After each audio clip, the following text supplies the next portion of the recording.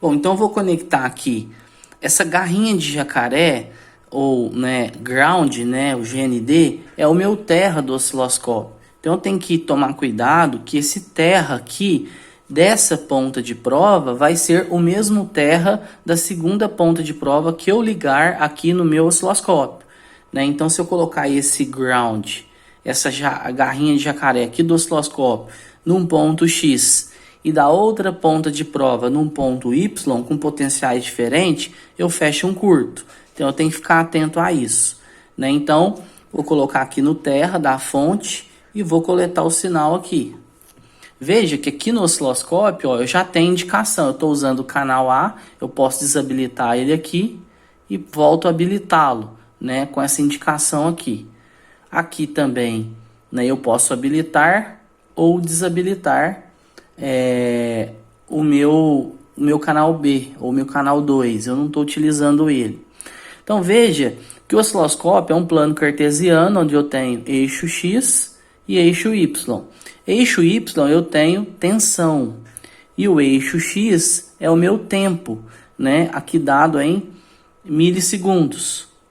Certo? Então nesse caso aqui, ó, nós temos um pouco mais do que uma divisão. Esses quadradinhos, nessas divisões, tanto vertical quanto horizontal, elas têm um valor para que a gente possa ampliar ou reduzir, né, a imagem. Aqui nesse caso está valendo 10 volts por divisão. Então, o meu GND, o meu ground, o meu zero, a minha referência está aqui nessa linha central. Se eu tenho um pouco mais que um quadradinho, eu tenho um pouco mais que 10. No caso aqui está tendo 12. Só que eu não estou com muita precisão. Para melhorar isso, eu venho aqui, ó, nessa escala amarela aqui, né, que é do canal 1, eu venho e altero ela. Ó, passei para 20, ficou menor ainda. Passei para 50, ficou menor ainda. Eu vou fazer o contrário, agora eu vou diminuir para eu visualizar com mais precisão.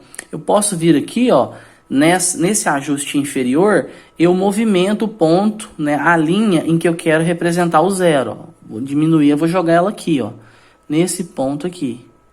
Então, meu zero agora, ó, é esse ponto aqui da minha tela. Se eu contar os quadradinhos, ó, 1, 2, 3, 4, 5, 6. Então, eu tenho 12 volts, né?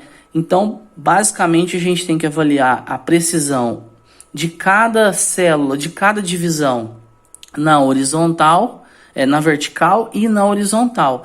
A gente está analisando aqui na vertical, olhando tensão, né? Olhando o sinal que eu estou medindo. 12 volts, ó. Se eu variar aqui, ó, o meu sinal varia ali na tela. Como a gente está medindo um sinal que é contínuo, um sinal que não muda, não se altera em relação ao tempo, é uma função constante, né? Esse sinal é uma linha reta em relação ao tempo.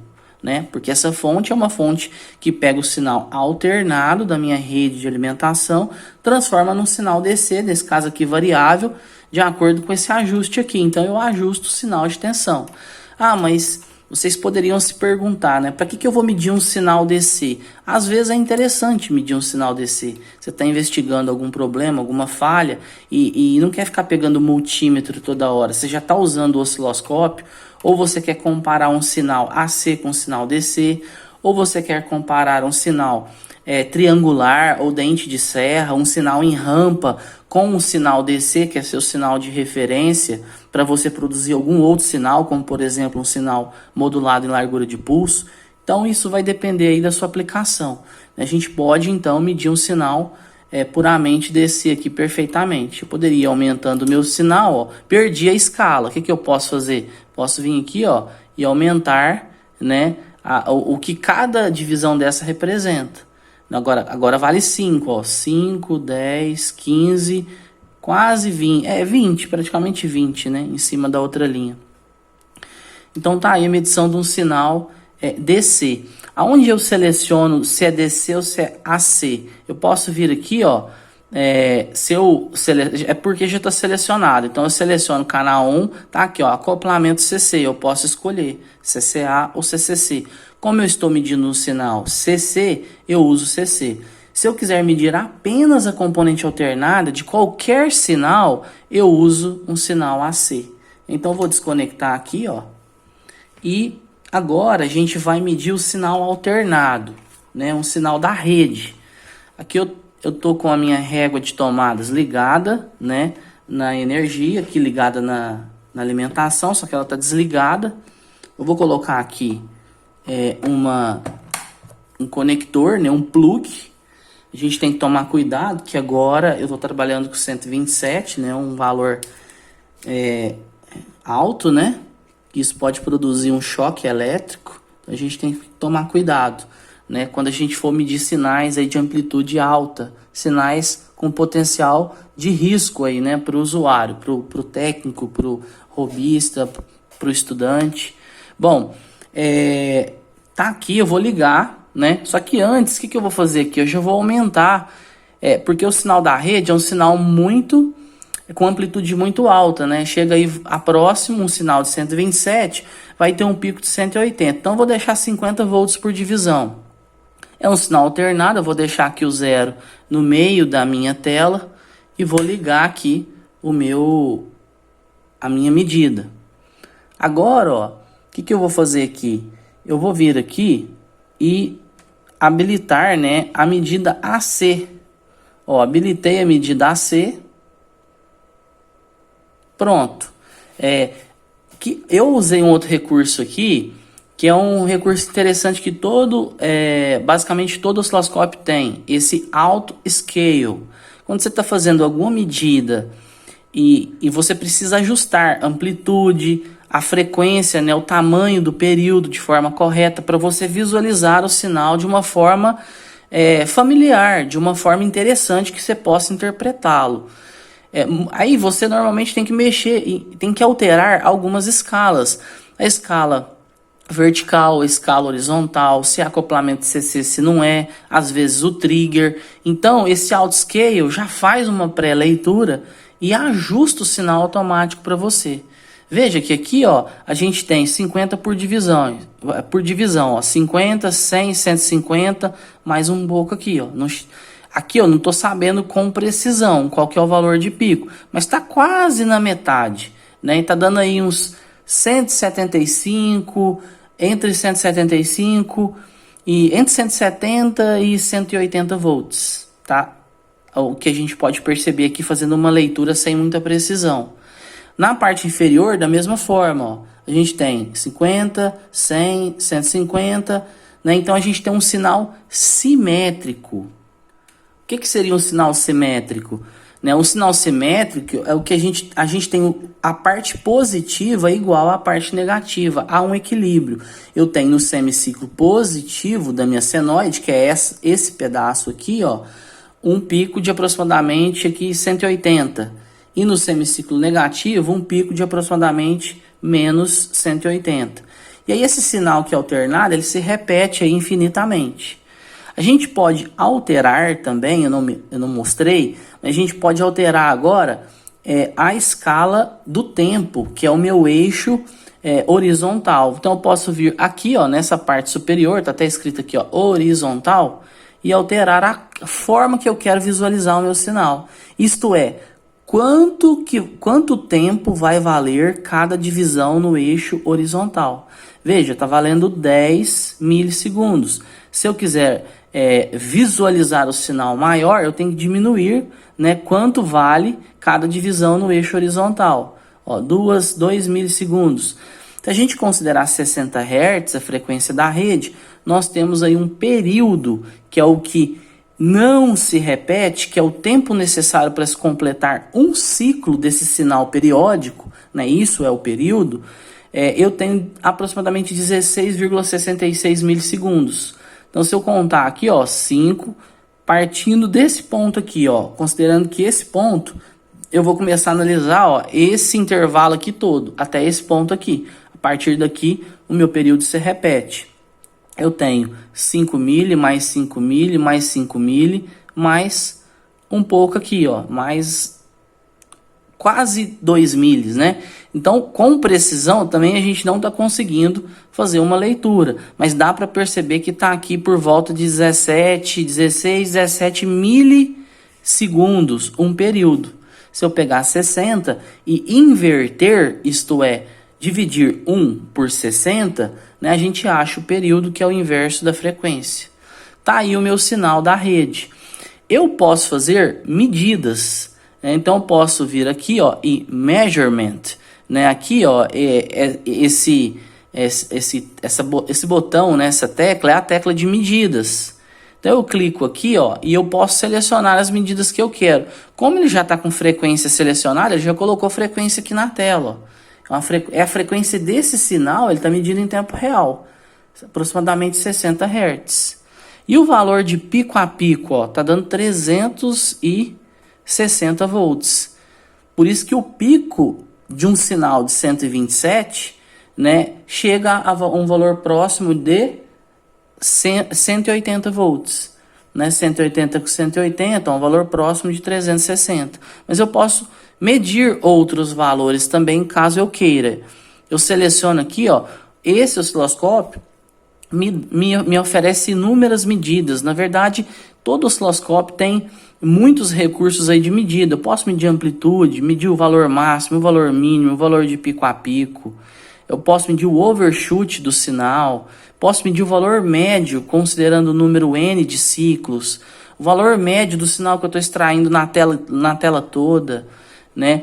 O valor RMS, eu tenho também outras opções aqui, ó, para valor RMS, root mean square, medir período, medir frequência, né, desse sinal, largura positiva, largura negativa, o duty cycle, que é o ciclo de trabalho. Então eu tenho aqui inúmeras medidas, tem recursos aqui, né, que realmente são muito importantes aí para uma análise mais apurada de um sinal, certo? Então, ó, eu vou colocar aqui o valor máximo, ó, aproximadamente, ó, 175. Se eu quisesse outro sinal, eu viria aqui e poderia colocar o valor mínimo. Ó, tá dando menos 180. O valor negativo está um pouco mais negativo do que o valor positivo em módulo, né? Tá com 181 aí, não tá tão simétrico esse sinal. Mas tá aceitável. Então, tá aí o meu sinal alternado. Agora, vamos medir alguns sinais gerados aqui pelo nosso amigo gerador de função. Vou desligar aqui, para não correr risco da gente tomar choque. Vou tirar aqui minha ponta de prova. Lembrando que essa ponta de prova é uma ponta de prova de tensão. Uma outra coisa interessante que eu não comentei é que a ponta de prova ela tem uma atenuação. Tem pontas que não tem. Tem pontas que tem apenas uma atenuação. Tem pontas que tem 3, 4, 5 atenuações. Vai depender, né, da ponta de prova. Essa ponta tem uma atenuação de 10 vezes. Eu posso trabalhar sem atenuação ou com atenuação. Nesse caso aqui, estou trabalhando com atenuação. Estou diminuindo o meu sinal medido, né, em 10 vezes. No caso, esse osciloscópio, ele consegue medir um sinal de até 150 volts RMS, né? Aí eu atenuando, eu consigo medir sinais muito maiores, né? Então, facilita muito aí para fazer medidas. Existem probes dedicadas aí para medidas em alta tensão, onde a gente consegue atenuar 100, 1000 vezes, né? Essas probes são específicas, né, e podem ser adquiridas aí separadamente, ok? Então aqui, ó, eu tô com um gerador de funções ligado, né? Esses dois conectores, basicamente esse ponto aqui, ó. Eu tô extraindo desse ponto, que é a saída 1, né, do meu gerador de funções. Então eu vou colocar aqui o meu sinal, ligar no osciloscópio. E o que eu vou ter que fazer? Eu vou ter que ajustar esse sinal. Veja, ó, aqui dá a impressão que já é um sinal senoidal. Eu vou usar o Outscale aqui, ó, para ele facilitar a nossa vida e já fazer uma escala. Esse Outscale nem sempre funciona, viu, gente? Assim, da forma que a gente quer. Às vezes ele faz uma autoescala que não é adequada para o que você precisa, da forma que você espera visualizar o sinal. Eu vou fazer aqui, ó, eu vou diminuir Na verdade, eu estou aumentando a precisão aqui de cada divisão dessa, tá vendo? Aí, ó, tô deixando aqui em 20 milissegundos. Então, a gente tem aproximadamente aí 20 milissegundos cada divisão dessa no eixo horizontal. Outra coisa que eu posso fazer é aumentar aqui a amplitude, ó. Aumentar o zoom, dar um zoom no sinal no eixo vertical. Beleza, ó, eu tenho 2 volts, né? Então eu tenho 2, 4, 6, tá dando aí aqui um valor próximo, né? Tá dando uns 9 volts de pico.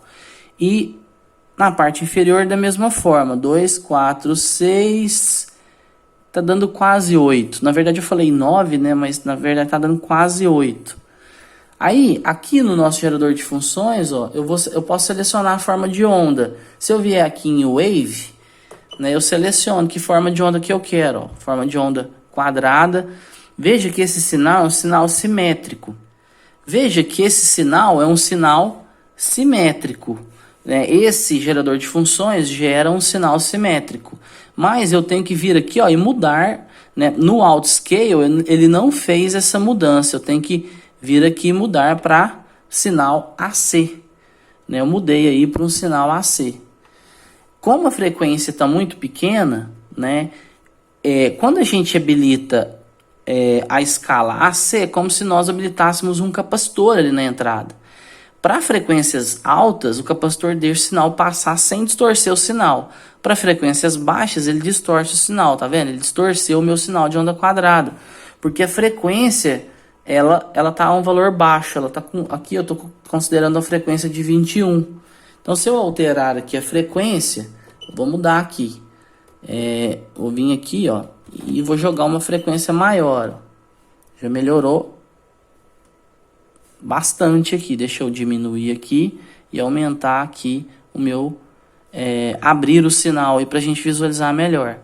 Veja, a gente tem um sinal, esse sinal é um sinal simétrico, positivo e negativo, um sinal de onda quadrada. Se eu quiser alterar, ó, esse sinal aqui é um sinal pulsante. Veja, esse gerador de funções, ele gera uma série de tipos de sinais aqui, ó. Sinal de onda triangular. Se quiser aumentar aqui um pouco, ó. Depois, eu tenho sinal dente de serra. Esse sinal de dente de serra é o sinal de dente de serra positivo. Esse é o sinal de dente de serra negativo. Ele começa no máximo e termina no mínimo. Tem o sinal puramente DC. Tem um sinal pré-definido aqui, né? Esse gerador de funções já tem um monte de sinais pré-definidos. Um sinal simulando um ruído, um sinal de altíssima frequência, um outro sinal também ruidoso, um sinal meio trapezoidal, sinal de ruído, sinal de pulsos com amplitudes variadas, um sinal de ruído também diferente, um outro ruído de frequência um pouco menor, mais ruído, né? Voltei aqui no sinal senoidal, sinal triangular, dente serra e voltei no primeiro sinal, que é o sinal senoidal que a gente estava avaliando anteriormente. Então tá aí. Vamos confirmar que eu vou vir aqui em parâmetros e vou dar uma olhada aqui, ó, 14 volts. Então é isso mesmo. Eu tô com 14 volts de amplitude. Então se eu contar aqui, ó, 2, 4, 6, daria 8. Só que não tá dando 8, tá um pouco menor que 8. E aqui da mesma forma, né? 2, 4, 6, um pouco menor que 8. Se eu somar aí, vai dar um valor próximo de 14, né? Então eu estou gerando um sinal de 14. Se eu quiser alterar essa amplitude, ó, eu altero aqui. Então a gente consegue variar aí um sinal. O gerador de funções, ele é muito útil quando você quer simular algum circuito que você não tem pronto. Um circuito que gera algum tipo de sinal periódico principalmente, né? Vocês viram que dá para a gente simular até ruído. Então a gente precisa acompanhar isso em relação ao tempo. Né? Muitas vezes fazer mais de uma medida ao mesmo tempo, visualizar essas medidas ao mesmo tempo aqui no nosso osciloscópio. Então dá para fazer bastante coisa legal, né? Usando aí o nosso gerador de funções em parceria aqui, né? Em conjunto com um osciloscópio. Bom, gente, era isso que eu queria passar aqui do básico, né, de osciloscópio. Agora eu quero mostrar para vocês também a utilização da probe de corrente. Nós temos pontas de prova que a gente liga aqui nas entradas, nos canais de corrente. Né? O osciloscópio, ele mede tensão, mas com a probe adequada a gente consegue medir corrente. Né? Em muitas aplicações é interessante monitorar esses dois sinais aí, tanto tensão quanto corrente. Antes disso, só antes de terminar aqui, nessa primeira parte, eu não alterei a frequência, né? A gente pode vir aqui, ó, eu vou alterar a frequência. Voltar aqui, aí, ó. Aqui, ó, eu posso mudar a frequência, né, tranquilamente. Se a gente colocar um sinal, eu vou voltar aqui, ó, colocar um sinal de alta frequência.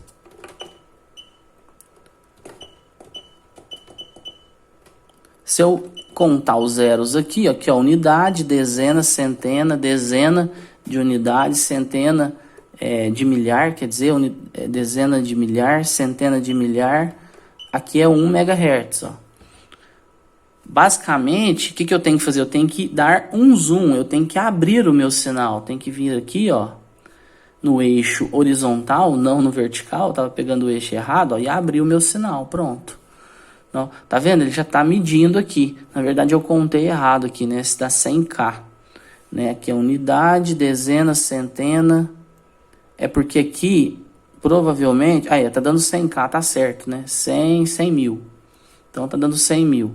Se eu quisesse alterar isso aqui, ó, e colocar 1 MHz, ó, 1 MHz, 2 MHz, eu tenho que voltar aqui e ajustar o meu sinal novamente.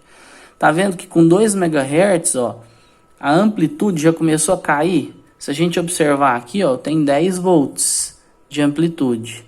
Então, ó, se é 2 por divisão, eu tenho 2, 4... Não, ainda não caiu, não. 2, 4, 5. Então, se é 10 de amplitude, essa amplitude aqui é o pico a pico. Então, eu tenho 5 de pico positivo e 5 de pico negativo. Abrindo mais o sinal. Se eu continuar aumentando a frequência, o meu sinal tende a ficar atenuado, ele tende a diminuir, né, em função da questão da largura de banda. Eu vier aqui continuar aumentando, ó, 3, 4, 5, só que eu tenho que ir reajustando aqui, porque o que eu estou fazendo? Se eu estou aumentando a frequência, eu estou diminuindo, né, o tempo necessário para se completar um ciclo, né, eu estou diminuindo o período do meu sinal. Então eu tenho que vir e ajustar aqui novamente, né, no meu osciloscópio. Olha, ó, o que começou a acontecer com o sinal? Ó, nesse caso aqui, ó, eu consegui produzir um sinal. Deixa eu só ajustar aqui, ó. Agora ele está medindo 20 MHz. O máximo que eu consigo com esse gerador de funções é 20 MHz. Eu não consigo mais. Cheguei no limite. Ó, eu não consigo mais. Só consigo diminuir. Aumentar eu não consigo. Então, eu não consigo testar, né, com esse instrumento a largura de banda do meu osciloscópio. Né? Mas, com 20 MHz, a gente percebe que o sinal já sofreu uma atenuação. Né? Além de sofrer uma atenuação, ele está um pouco assimétrico. Né? E, além de sofrer essa atenuação, ele começou a distorcer também. Então, a gente não tem controle nenhum a partir de determinada faixa de frequência, né, que a gente está trabalhando aí. Ok, gente? Então vamos lá, vamos fazer uma medida agora com a probe de corrente, né? Sem muitos contornos, sem enrolar muito, mas para mostrar uma outra funcionalidade do osciloscópio. Vamos lá?